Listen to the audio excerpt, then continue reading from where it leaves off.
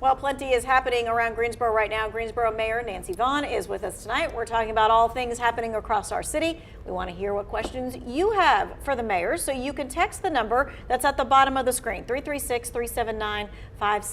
All right, let's just start with this. You just came from the city's annual retreat. Yes. It's day one of 2 days. Day one, yep. Okay, so in this first day, what are a couple of things that you think people at home would really like to know? So we had a great segment on public safety. Chief Thompson was there, and Secretary Buffalo, who's in charge of public safety. They gave a great presentation. It was a wonderful opportunity for us to ask questions, for the chief could tell what he needs in the upcoming budget. So that was a great session. We had wonderful economic development. We had a number of people on that, talked everything from economic development incentives to workforce development and housing. Housing plays a big part of economic development, and of course water and sewer. Okay, speaking of housing, Yes. I know that there's going to be a big announcement tomorrow. Yes. Okay, and it's about housing. It is. Our city manager has a very bold plan, which he is going to unveil tomorrow, and it is the route to 10,000 houses, which is really important. We actually need more than 10,000, but this will at least get us on our way. The city doesn't build housing, but we certainly work with enough developers. And I think part of it is to look at housing as economic development. We've had all these wonderful economic development announcements, but if people don't live in Greensboro, we're not really going to see the benefits of it. We don't want these great announcements necessarily to benefit Forsyth and Alamance. We want our residents to get the jobs, and we want people to move to Greensboro.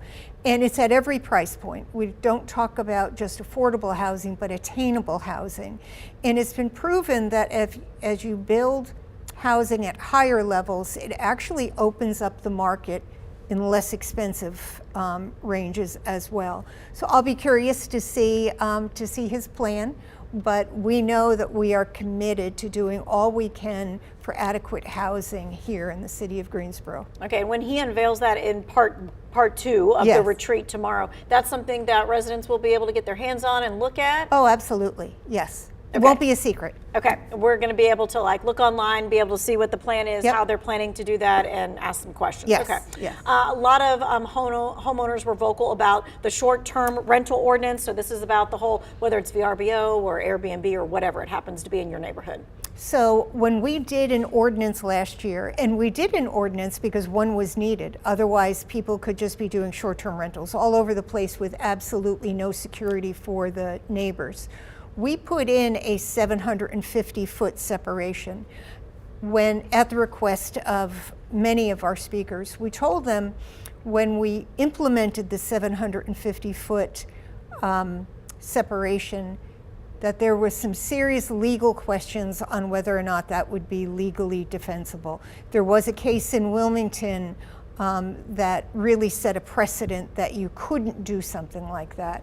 And we have had the threat of a few lawsuits. And so we will be, we'll have a public hearing next Tuesday to talk about taking the 750-foot separation out of the ordinance. If we don't take it out of the ordinance, we really risk the General Assembly coming in and doing away with the whole ordinance. Mm-hmm. And that would leave us in a worse spot than we started.